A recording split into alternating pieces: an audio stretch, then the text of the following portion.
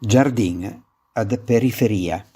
Marcè, guardando avanti, all'induman, senza pensare ai garbui dal di d'anchei, e minca tante, putent le sghicce, le man, dan verde turette, e xì avesse il böi di greu sagrin, purtan la ment luntan, senza legger e al tempi stes minei,